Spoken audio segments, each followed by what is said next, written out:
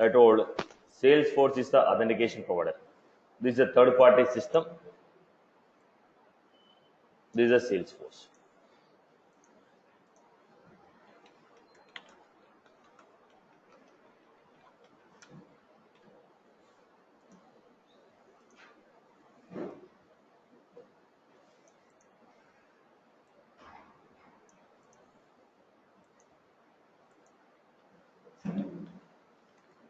This is a Salesforce.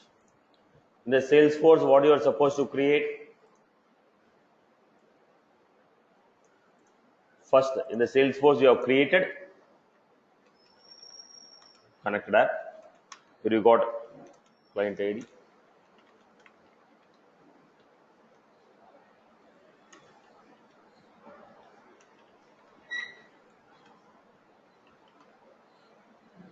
Right. Then we had created in the Salesforce, we have created a REST API resource.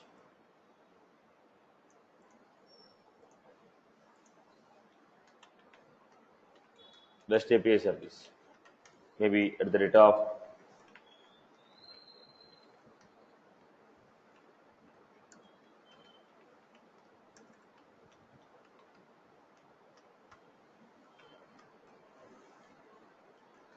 this is what I create. Now, Salesforce has, on the Salesforce platform, we have a authorization server.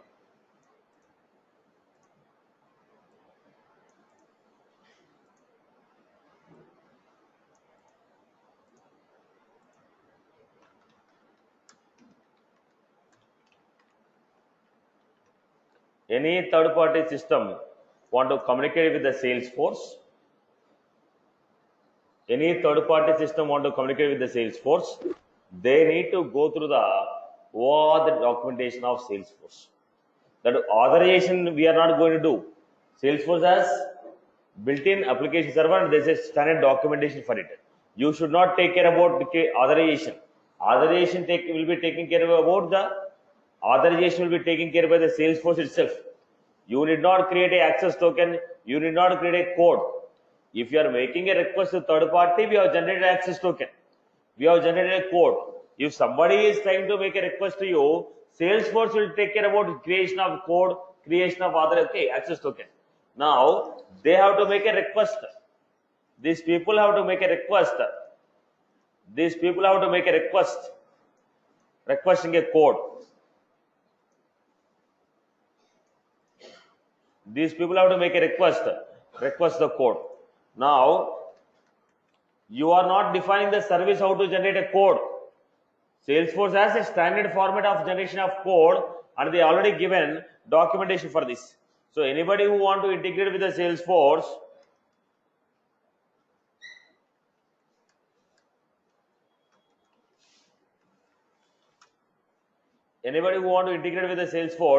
they will open this documentation of Salesforce. They will open this documentation of Salesforce.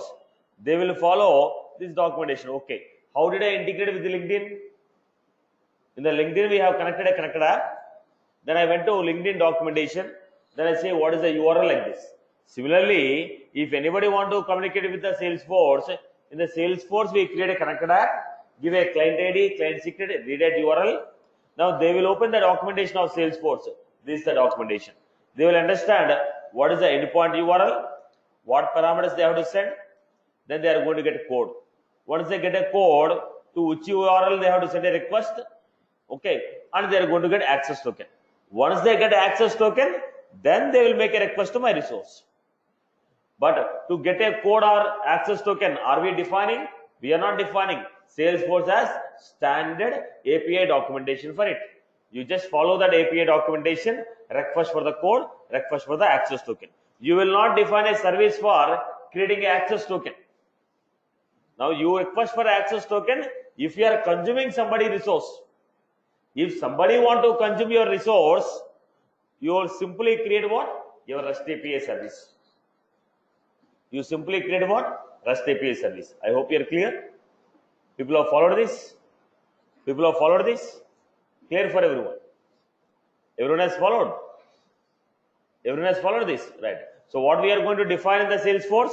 Simply create a connected app, then created a REST resource and give this REST resource URL. That's all. Then it is responsibility of those people to go through my API documentation and see how to generate a code, how to generate an access token. Then with the help of that access token, request this resource. Same thing we have done with when you are connecting with box.com also. What did I do? Box.com people gave client ID, client secret. I went through their documentation. Then I made a request to code. Then I went to the documentation. Then I requested for the access token. Once we got the access token, then I requested the resource by passing what? Authorization, barrier, access token. Similarly, here also what the third party people will do? They will go through the documentation, they request for a code, they will go through the documentation, they will request for an access token. Once they got the access token, then they will request this resource with the help of access token. This is the format. I hope everybody is good. Everyone is good. Clear, Amma? Am I clear? Okay. So let us go to the next one. This is what we have done with the REST API service. But in the REST API service, what is the drawback here? State of the transaction will not be carried forward. State of the transaction will not be carried forward. What do you mean by state of the transaction not carried forward? What do you mean by that? Now, if I make a request to you and I told, boss, this is my username, password, can you give me access token? I gave an access token. Then with the help of access token, I told create an account. Account is created, a response came, account created successfully. Then again I told, this is my access token, can you get me the opportunity? Then it says invalid access token. Because the transaction what you made now will not be carried forward. The state of the transaction will not be going forward. It will not be carried forward. Then what happened? Every transaction is an independent transaction. With the help of one access token, I can only make how many requests? One request. One access token, one request. One access token, only one request. Are you getting my point? One access token will give you only one transaction. One access token will give you only one transaction. Are you getting my point? So, it is a stateless, it is a stateful or stateless. REST is a stateful or stateless. REST is a stateless transaction. REST is a stateless. So whatever the transaction we made, that will not be carried forward. So everything is independent. Every transaction is independent. I hope you are good. What is the maximum size of the data we can transfer? 6 MB. Asynchronous 12 MB. What is the maximum time of the? What is the maximum time? 2 minutes. What is the maximum time mode? 2 minutes. So I hope you are good with this, right? I hope everyone is good with this. Making a request and getting a response. We have seen a couple of examples how to make a request. We have seen a couple of examples how to define a REST API. If you are defining a REST service, then we discuss at the data of REST resource. Anybody is giving a URL, asking you to communicate with them, it is a REST. Anybody is giving a URL, asking you to request a resource, it is a REST. Because we are consuming, we are not worried whether it's a REST or a SOAP or whatever it is.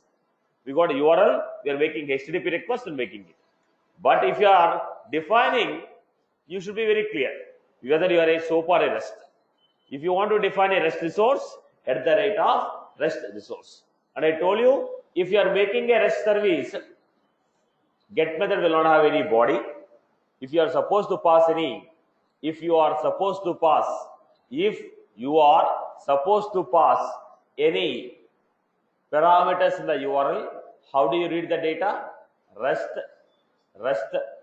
context request, REST context response.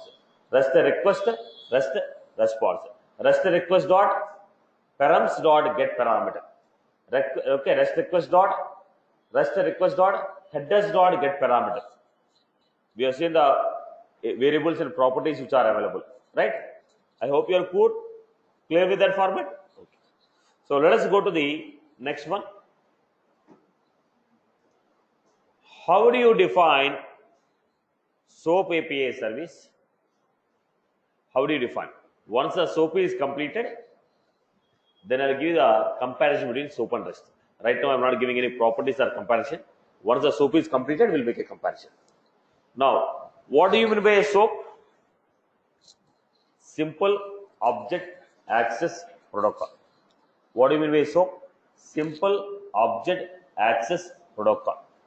Now, when you go for a simple object access protocol, first we'll understand how to define your own SOAP services. If you are trying to define a SOAP services, first we are supposed to understand what is a WSDL. If you want to use a SOAP API, first we are supposed to understand what is the WSDL file, what elements will be there in the WSDL file, what is the actual work of the WSDL, how it functions.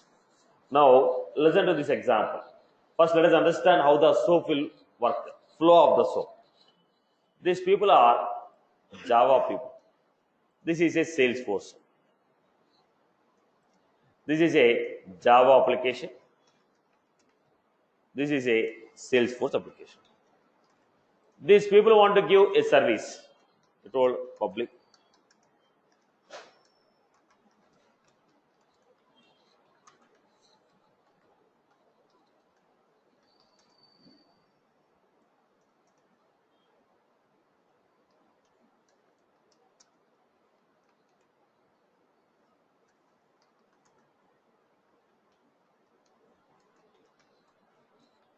If we give two integer values,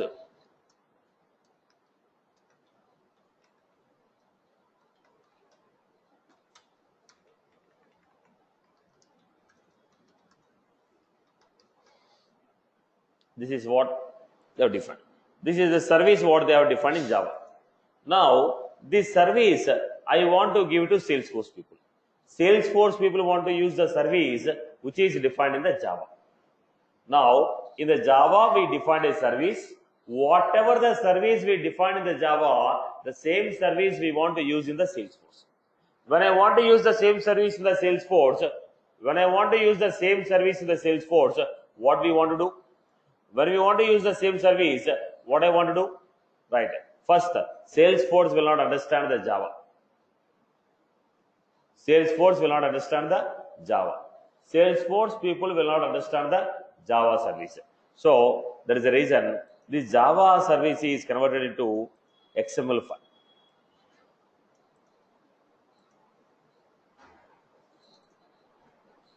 XML is common for Java or Salesforce or any language. In new technology you take, XML is the same. Now, Java is converted into XML based on the properties of XML. Now, the Java file is converted into XML, which we are calling as WSDL. Web Service Description Language. The Java program is converted into WSDL, XML file, which is called WSDL. Web Service Descriptive Language. Web Service Descriptive Language. Once it is converted to WSDL, now this WSDL file is given to Salesforce.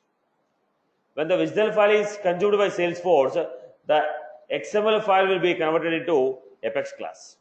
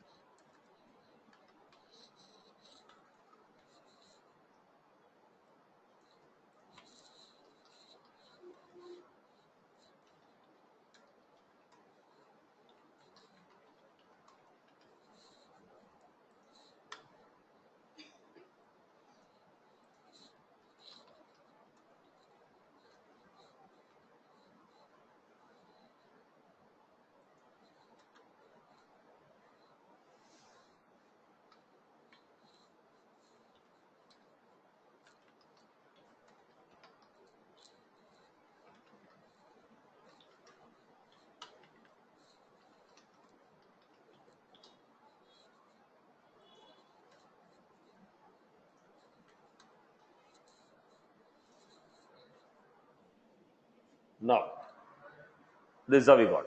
So, what happened? Whatever the Java code they have created, that is converted into XML, which we are calling as a WSDL file. So, Java to neutral format. When the neutral format is consumed by Salesforce, when XML file is consumed by Salesforce, that XML is converted in the form of Apex code. Now, in the Salesforce, literally we have the same code what is defined in the Java, but that is given in the form of SFDC. Whatever the code we wrote in the Java, same code is recreated in the Salesforce. Same code recreated in the Salesforce in the form of Apex. So who is playing the major carrier here? Wisdom. Right. Previously, in the REST API, the same service if I give as a REST API,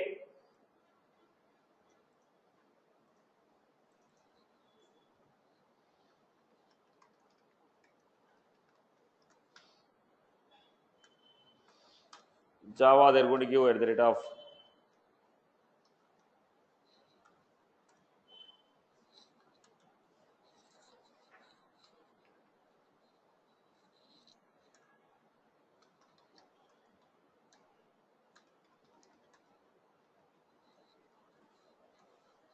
they give something like this. If the same service if I want to use, they are going to give you one URL, let us say.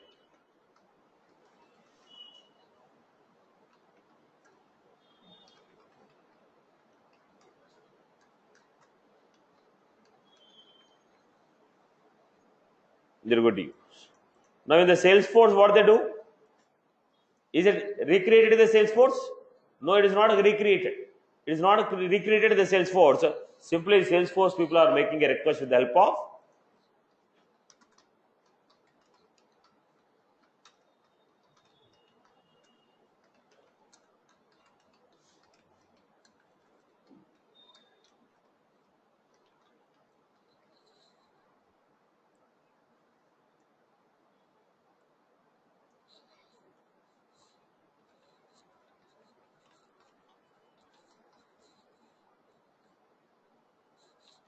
whatever the URL they have given. With the URL, we are creating it. Whatever the URL we are giving, we are creating it. I hope you are good with this. I hope you are good with this. Now, in the SOAP, whatever the service is there, the service is recreated in the Salesforce. And they are going to offer WSDL. The service provider is going to give a WSDL. The WSDL is consumed and that is created. In the REST API, they are going to create a service for which they are going to give URL. With the URL, I am going to make a request. There is a basic difference between SOAP and REST. Are you clear? So who is playing a role in the REST API? Endpoint URL. What protocol you are using? HTTP. In the SOAP, it will support all type of protocols. So in the SOAP, who is the major player? WSDL. Now, what type of protocol we are using? All type of protocols are supported. We can use FTP, SMTP, any type of protocol. SOAP will support all type of protocols. SOAP will support all type of protocols. So who is the major player here? WSDL file. Now WSDL is the major player. Let us understand what are the elements in the WSDL, what is the role of each WSDL, and why you are going to use it. Trying to understand the purpose of each and every WSDL file. So first look at this. So as of now, I am assuming that I am a service provider. Salesforce is a service provider. If Salesforce is a service provider,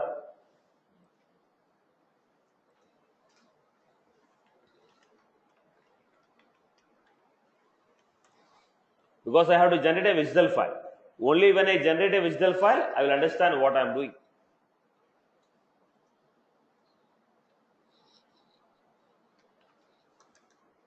Every web service has to be global.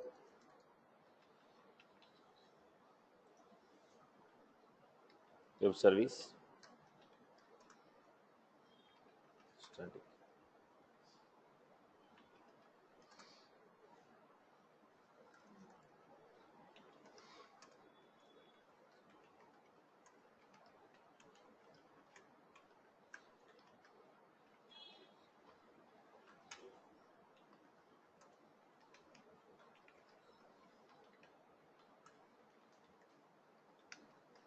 This is what I will do. We are giving a method with this.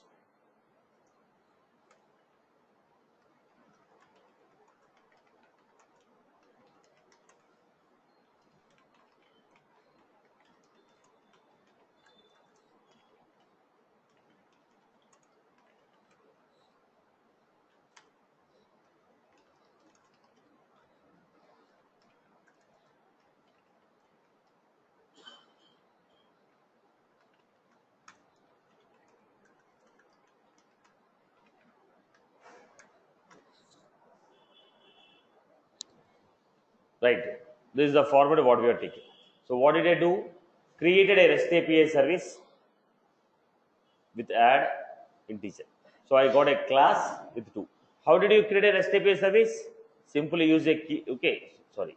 How do you create a SOAP API service? Simply use a keyword called web service before the method. The word should be web service, method should be static.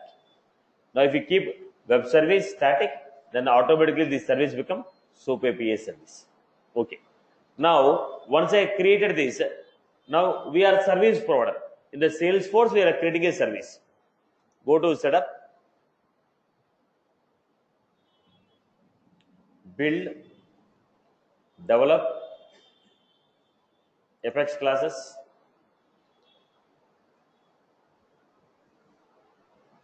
SOAP example 1. What are you finding here? Now we got this list.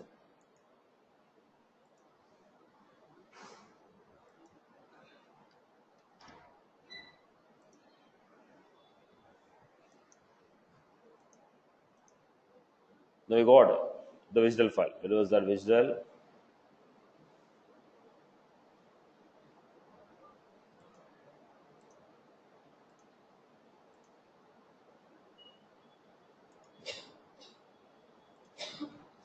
So this is the visual file what we received. First, let me minimize the things here.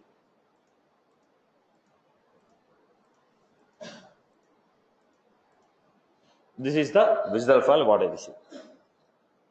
This is the visual file what I received. When I received this visual file, what are the elements we have in the visual file? What are the elements? Service, binding, type, prototype, message, types. There are 5 elements in the visual file. How many elements are there? 5 elements. Service, binding, okay, port type, message, types. The visual file consists of 5 elements. Again I repeat, service, binding, message and type. First let us start with service. Service will specify the name of the port on which your services are defined. Name of the port means name of the class in which your services are defined. Every class will have one URL, because when you are calling a web service, now outside people cannot call your class. They have to call you through what? URL only. From outside, if they want to call, let it be a SOAP API or REST API, outside people want to call, they recognize every class with the URL only. So for every class, they are going to have one URL. So that URL is called the address location. So first, port, name of the class in which your SOAP services are defined. I am giving a visual file to you. The class what I got, the class which contains the web services, I converted into a visual file. I am giving that visual file to you. So that class is called a port. The class in which your web service functionalities are defined, that class is called a port. That port will have an address. That's what is mentioned in the service. What is the service here? Port. What is the name of the port? SOAP example 1. So what is the class I have defined? SOAP example 1. So what is the name of the port? Name of the port is SOAP example. So what do you mean by port? The name of the class which contains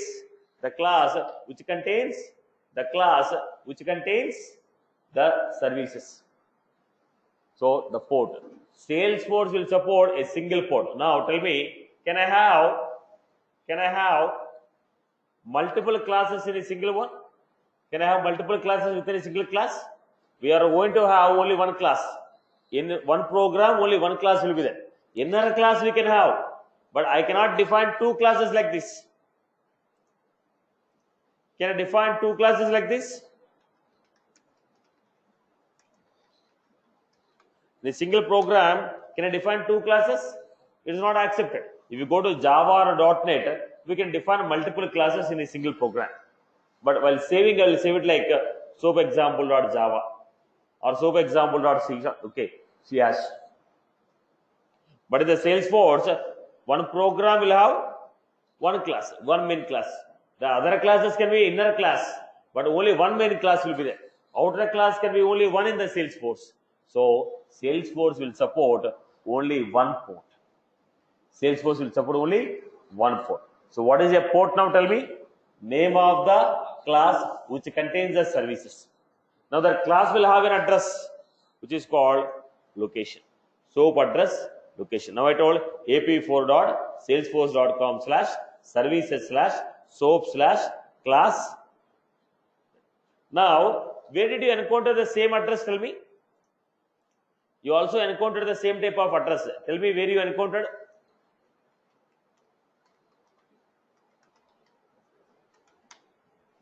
In the Ajax, we had a connection.js file, right? Now what is the URL for that? Services/soap/services/soap/Ajax. Now here what is the URL? soap/class. Here it is Ajax functionality, so services/soap/Ajax. Because it is a Apex program, we had services/soap/class. At the end of the game, it is referring to which class? SOAP example class. Right? So what will be the general URL? Your server instance dot salesforce.com/services/soap/class/name of the class. In the REST API, how did you call? ap4.salesforce.com/services/apex rest/the resource name. Am I right? What is the endpoint URL for the resource in the Salesforce?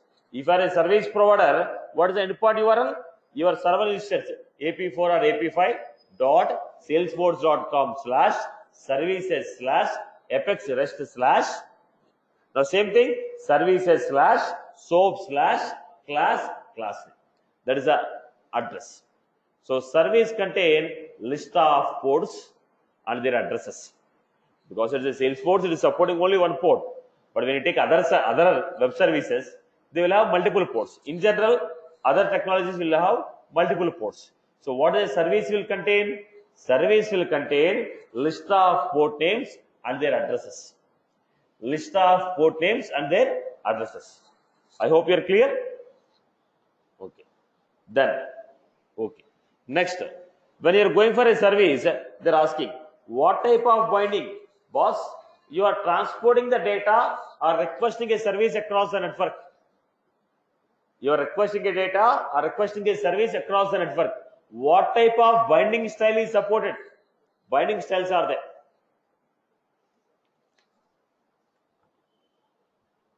Binding. Binding will specify that binding style. What type of style we are using for transporting the data or transporting the service. Binding. This will specify what type of style we are using for transporting the data, transporting the service. Now look at this. Binding style. What is the binding style? There are two styles. Document style, RPC style. RPC or document. RPC is an old pattern. Nowadays nobody is using it.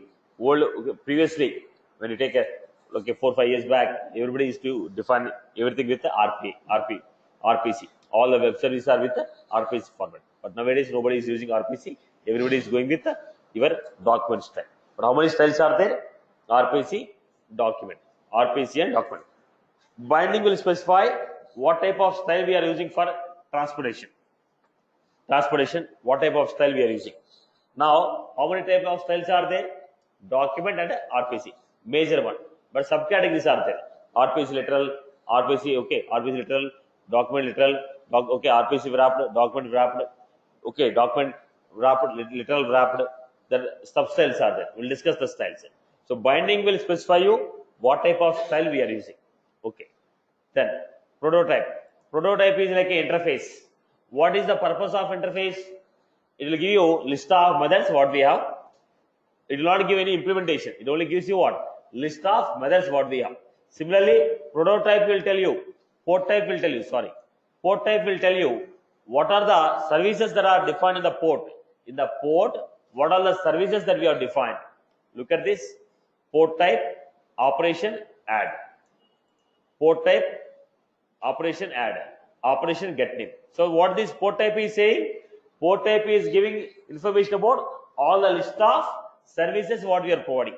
How many services we are providing? Add, get name. Add method and get name.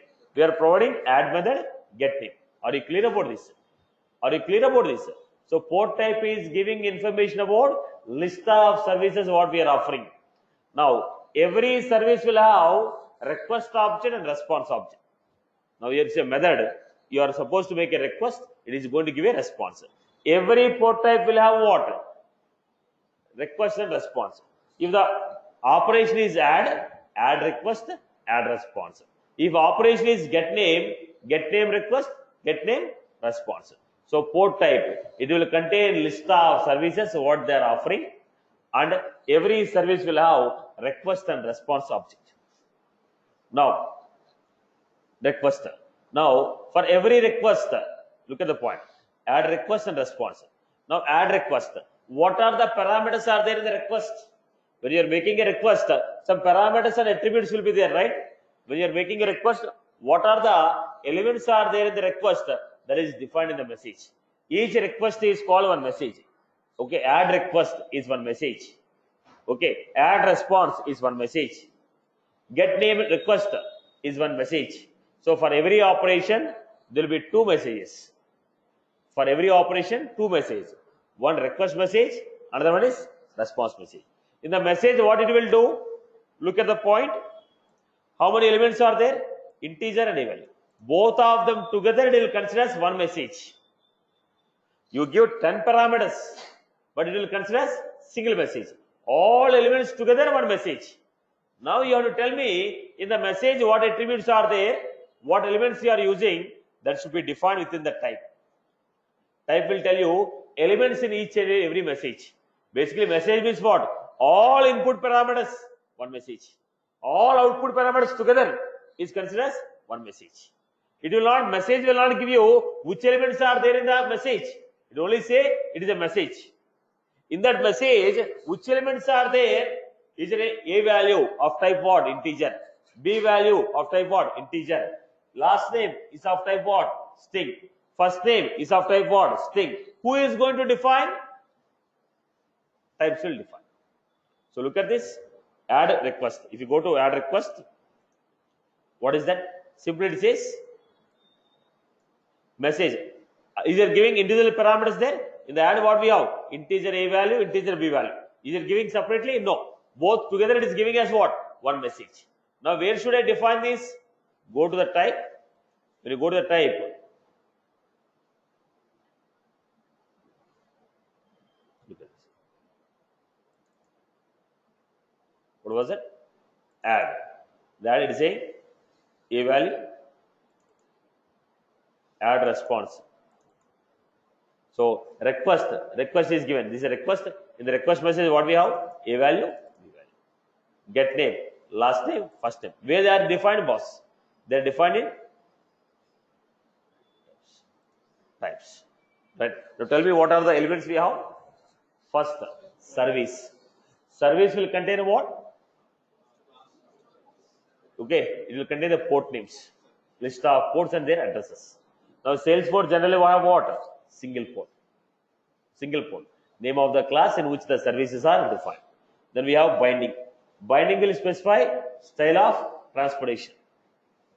What type of bindings we have? RPC, document. Now Salesforce will support only document. RPC is not supported.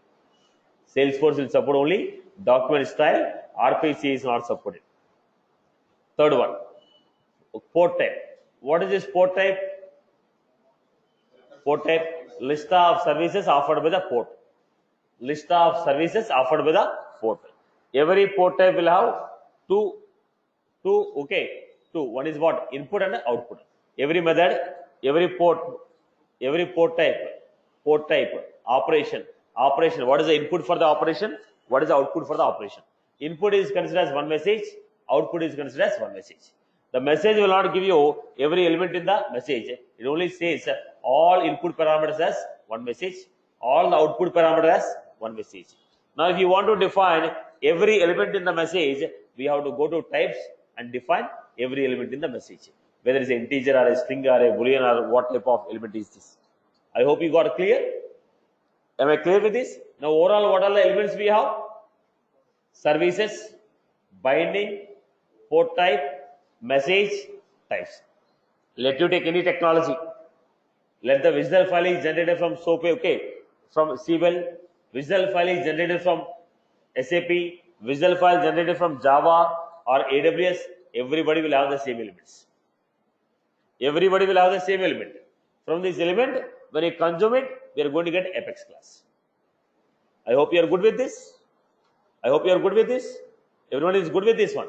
So, what is a WSDL? Web service descriptive language. Web service descriptive language. Basically, this will contain how many elements? 5 elements.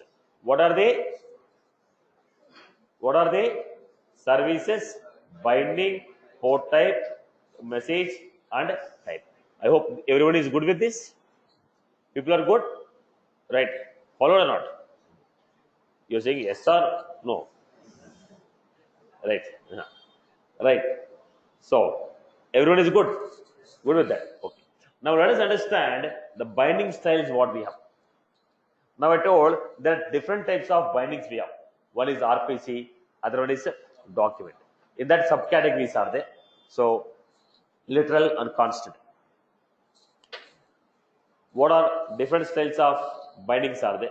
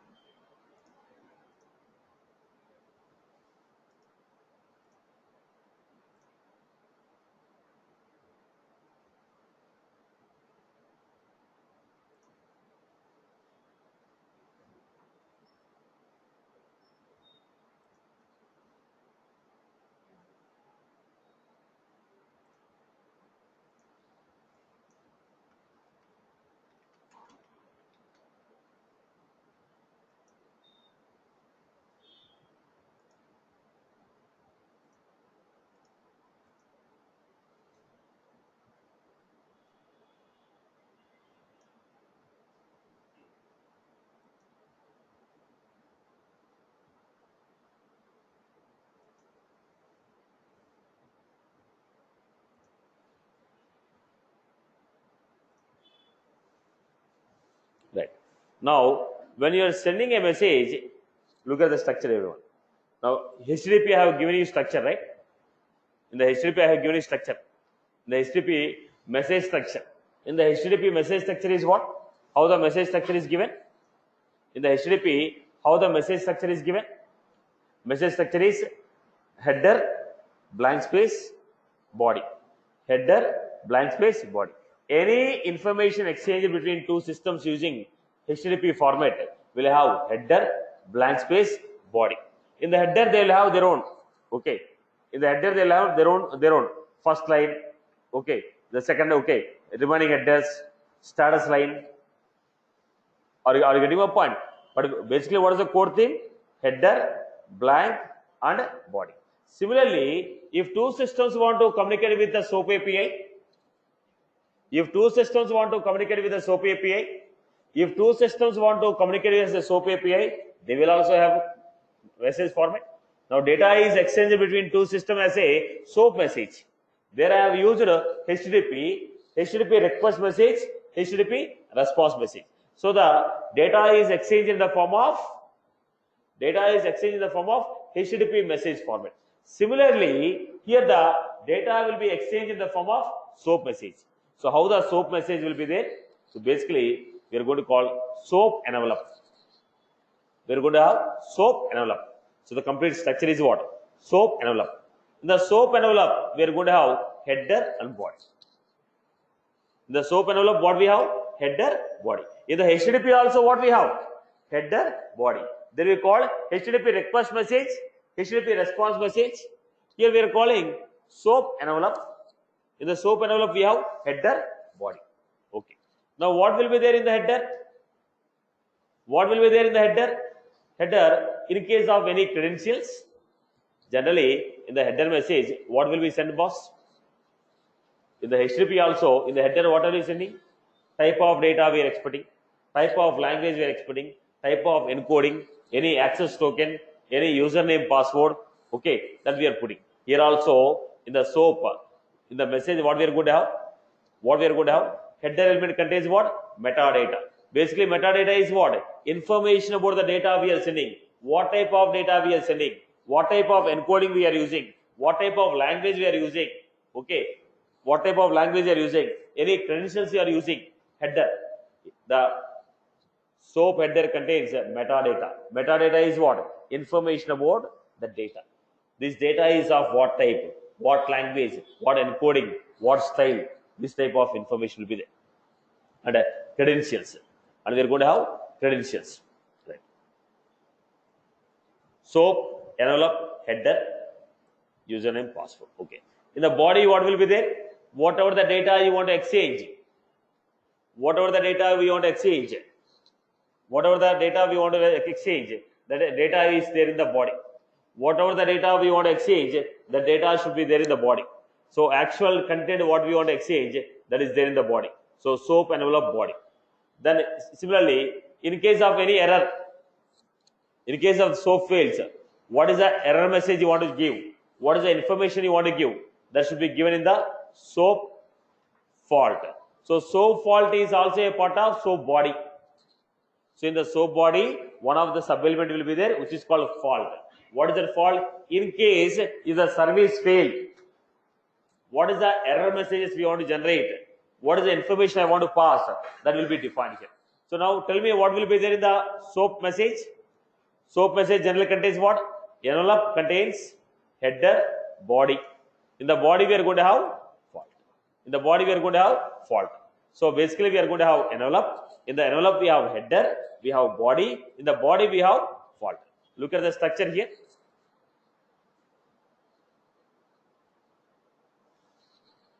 SOAP envelope. In the envelope we have header, we have body. Within the body we have body actually contains what? What is the data that you want to exchange? That will be there in the body. So basic structure of message is clear. How we have understood HTTP message format? Header, blank, body. In the request format, what we have? Request line, remaining header elements like authorization, content type, okay, language, encoding, remaining header. Then blank space, then followed by body. Body is optional. Body is optional in case of get method. In case of remaining get method and delete method, in case of get and delete, body is an optional. Get, delete and head. Get, delete and head. Get, delete and head will have body as option. Remaining methods will have body. Similarly, here in the SOAP, head is a must. Sorry, body is a must. Head is an option. Body is a must. Head is an option. Head is an option. So what is there? SOAP, structure, envelope, header, body. Within the body we have a. I hope this structure is clear. Clear?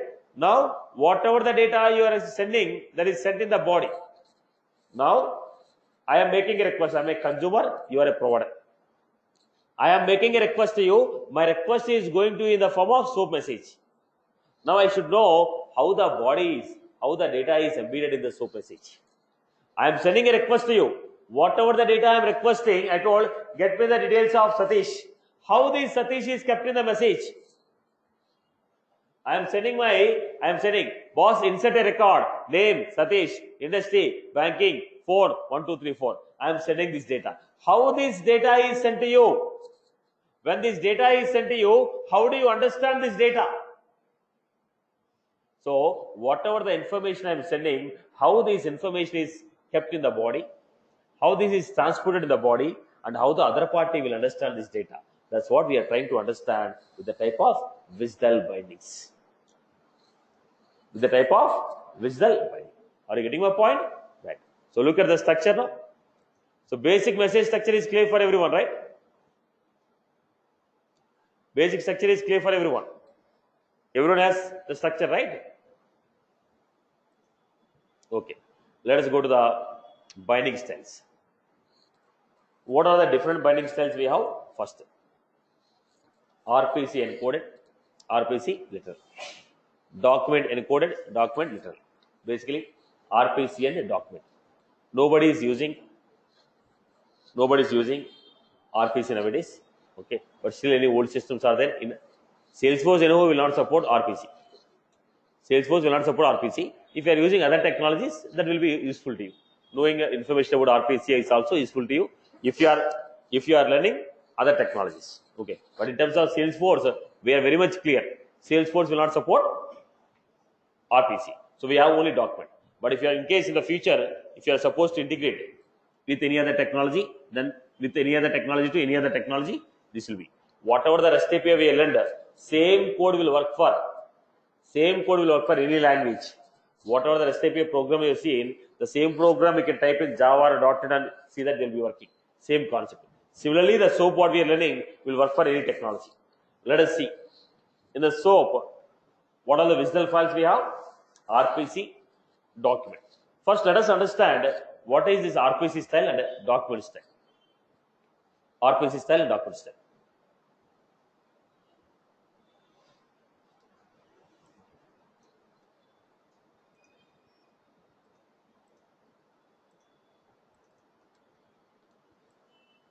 This is the service. When this is the service, I am giving visual file. This is the service in the class. I am generating a visual file. When you generate the visual file, what will happen? Where is the information about this service? Port type. Port type will contain the information about this service. Am I right or no? So, information about the service is given where? Port type. What is the name of the method? My method. My method dot request. Output, if you are expecting, what is the output here? Void. So they give empty. So basically, the method what we give is defined in the port type. Port type is the method what we have. Then every method will have two. One is request, one is response. Now what is happening in the RPC? Straight away we are giving path, name, parameters what? X. Type integer. So we are telling what is the element we are using, what type of data type is this. In the port type, what we are getting here, what is the element we are using in the message and what is the data type of it. So element and their data type is directly mentioned in the file.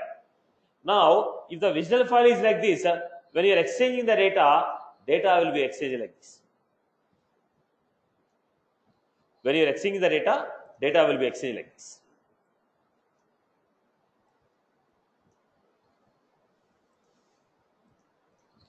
Now, if the message is transferred at the end of the game, this is all internal work. This is all this structure is internal work. All this structure is internal work. But at the end of the game, what are you sending?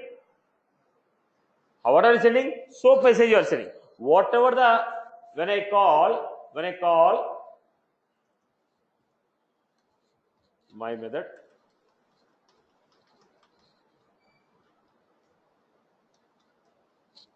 I call this method. When I call this method, SOAP request is created like this. When I call this method, request will be created like this and that will be sent to the service provider. Then he is going to take this message, give the response back to you. Now how the message is created? My method 5.0. In the RPC, straight away they are going to give, boss, what is the method you are calling? The RPC, they are giving, what is the method you are calling? My method. What is the data you are passing? 5.0. What is the data type of the element? Integer. What is the data type of the element? Float. So what happened? In the message, straight away they are giving, in the SOAP body, when they are giving the information, this is the element, this is the value. They are saying 5 of 5, element X, value is 5, type integer. Element Y, value is 5.0, type float. They are giving element, type and value. So if somebody look at this message, they clearly understand, okay, X value, integer 5, Y value, float 5.0. So it is easy for the system to understand. When you look at the RPC, straight away they mention element, type, value. So if somebody look at this, they clearly understand method name is my method, parameters are x and y, x is of type integer and value is 5 and y is of type float, value is 5.0. Am I clear? If you look at this, can't you understand this? Am I clear or not? If you look at this, people can straight away understand. Anybody who have a basic knowledge of SOAP API, if they look at this, they know method name is my method, parameters are x and y, values are integer and float, 5 and 5.0. So it clearly says what elements we are using, what type of values we are passing, and the values what we are passing. Elements, type, and values. So the message itself, the SOAP message will contain clearly element and type of element. This is RPC format.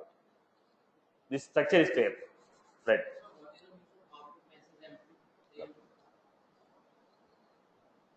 Right. They are not giving any value here, void, so they have given empty. Right. No return type, so it's empty. Okay. Now you are supposed to understand what I am giving first. Okay. Right. Okay. You asked. I am getting deviated from the topic. I'll explain your point now. What is the return type there we are using? Void. So void means what? There is no output. There is a reason we are giving output message as empty. Okay. This is only a template, not actual digital. To get you know what is this, we have just given a template. Actually, this will not be the format of digital file. Okay. So people always don't understand. Okay. Now, right, boss. Now let us go to the next. What is the format we are going for? We are going for document. When you go for a document, look at the document. Same method they have given. Method is the same. In the document, method is the same. In the document, method is the same. But when you are defining it in the form of document, we are getting a different style of visual.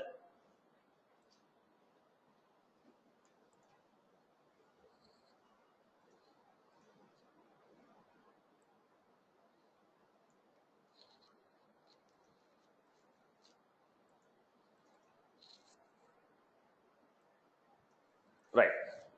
So look at the format. The previous method right now, both the methods are same. Same method I am referring to. There is no difference in the method. Same method we are referring to. Same method we are referring to. Right. Now what was this format? Boss, in the RPC style, straight away we are mentioning what element is this, what is the type of the element. Look at this. Here, message.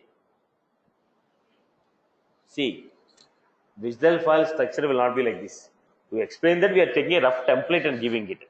Now, actually, elements are defined in the message. Are you going to explain the elements in the message? Elements are not given in the message. Where will be defined? Type. To tell you the difference between this, easier template I have created. The easier template we are choosing and explaining it.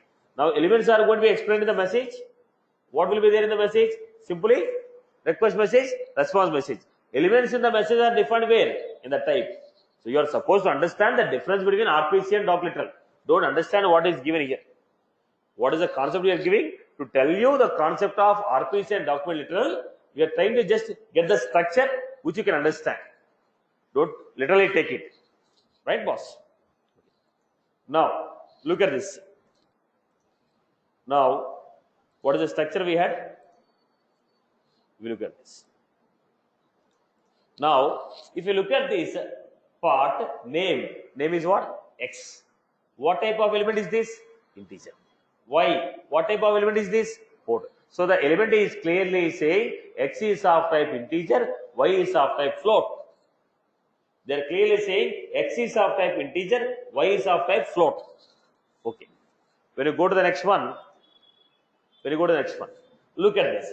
Now, name X is of type X element. Y is of type Y element. So straight away they are not giving. Now the definitions of these elements are given in a schema. We are going to define a separate structure called schema. In the schema, we are going to define the data types, and the data types are referred in the message. Now X is of type X element. Where is the definition of X element? Go to the schema on the top. Schema element, X element means integer. Y element means float. In the message what we had? Name Y of type Y element. What is Y element? Go to the schema. In the schema, find out what is Y element. Then you get the information. So is it straight away given? Previously, in the RPC, what happened? Straight away, element type. Element type. Whereas when you go to document, we are going to have, when you go to document, we are going to have schema definitions. So all the definitions of the elements are defined in the schema. Now we need to go to schema and find out what is the meaning of this element. So in the RPC, straight away we give element and type. When you go to schema, when you go to document, all the definitions of the elements are given in a schema. All the definitions of the elements are given in a schema. So message, element of type this. What do you mean by the type this? Go to the corresponding schema, find out what is the meaning of this and get the corresponding data type. Right. So this is the document. In the document, if you look at what is the data I am passing? In the envelope, what we are passing? X element 5. But what do you mean by X element? Now, how do you know it? So, whatever the schema they are using here, the schema file also should be sent here.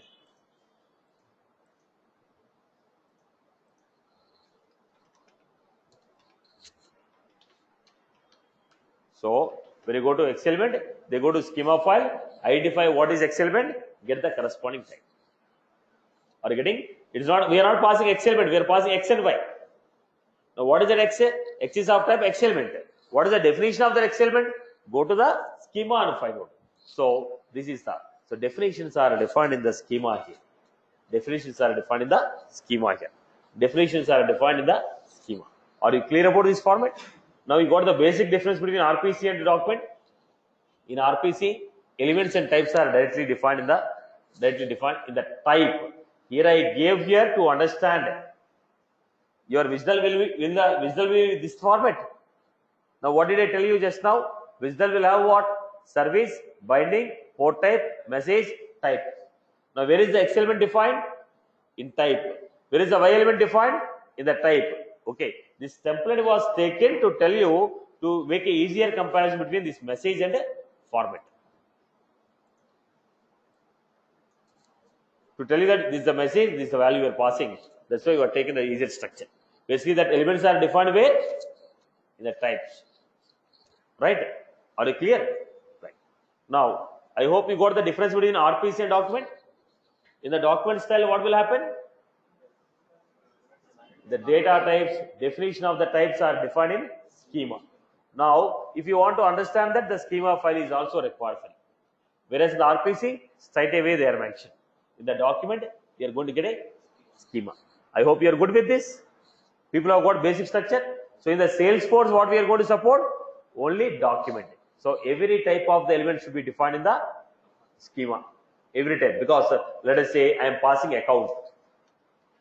Who knows the meaning of account? I am passing an account as a parameter. Now I have a method. I am going to return account. How will you understand what is an account? The schema has to define account is a type of object. Okay, it has the following properties. There are, because I am going to use objects and I am going to use wrapper classes, I am going to use many other. So first the definition should be given in the schema, then they should be used here. So the document style will be using schema. Salesforce will be supporting document, literal, wrapper file. Document, literal, wrapper styles. So basically, major classification is what? RPC and document. Now we got the difference, and we need to understand document. Okay, Nama? Now, if you go to document style, what is the advantage? Applying the validations will be easy. Applying the validations will be easy. Parsing the data will be easier. When you go to the RPC format, applying the validation is a bit complex. Parsing the data will be easier. Because straight away you are giving, system can parse the data very easily. In the document, it will take more time. Document will take more time because I have to go to schema or find out and get it. But applying the validation structures is very easy for the schema. Okay. I hope you are good with this. So finally, what Salesforce is going to use? Document, wrapped, document literal wrapped, document literal wrapped. It's just going to be a combination of both the things. So here, look at the format, port type, input, output. We're going to have message, we're going to have type. Look at this. Now, here, this is what we are going to get. Type. Here we're going to have type. Now look at this. This is going to be the actual message structure. This is going to be the actual message structure. This is going to be actual message structure. Now, what did we have? Message, my method, message, input message, output message. Okay. Now, as you asked the point, empty means void, not giving any value back, because that will not have, XML will not have any data type called void. Doesn't have a keyword called void. So in terms of XML, the type is what? Empty. In terms of this, the type is what? Empty. Now, why empty? Because you're taking return type as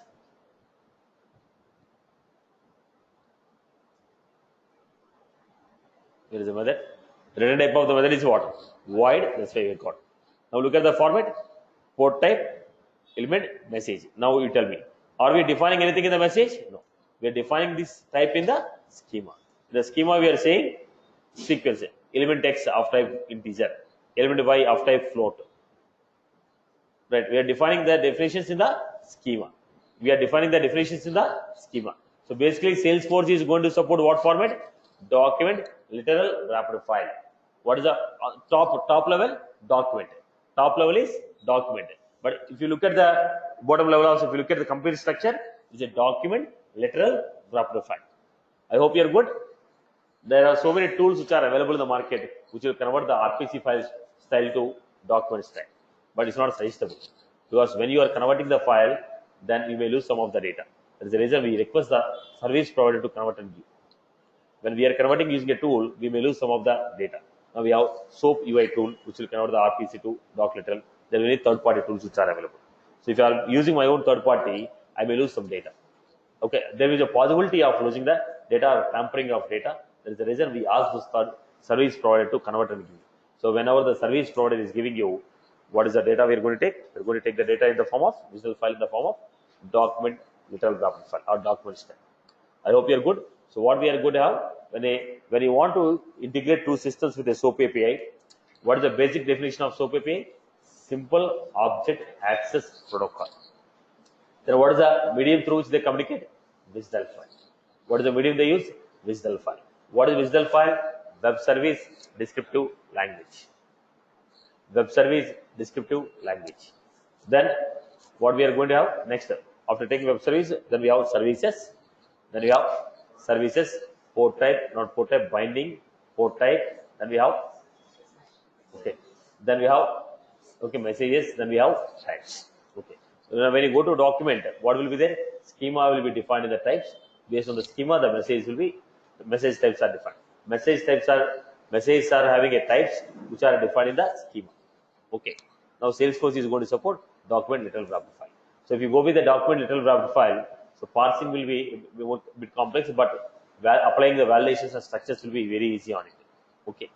I hope you are good with this format. So in the SOAP, when you are exchanging the message, what is the format of the exchange? They will be exchanging the message in the form of SOAP envelope. Envelope will have header and envelope will have body. Body will have a fault. Now how we have taken a HTTP request, HTTP response. Now Salesforce will support only a single port. Salesforce will support a single port. Salesforce will support a single port types also. If you have multiple ports, multiple port types will come. If you have two classes, for every class one port type will come. In this class, list of methods are defined in port type. If you have two classes, two port types will come. In every port type, methods of that class. Class 1, method 1, method 2. Class 2, method 3, method 4. Port, class 1. Port type, class 1. Operation, method 1, method 2. Okay. Port, class 2. Port type, class 2. Operation, method 3, method 4. Multiple port types are not accepted. When will you get multiple port types? When you have multiple classes. When you have multiple classes, for every class, one port type will come. If you have two classes, two port types will come. So multiple port types are not accepted in the Salesforce. And binding style should be always document.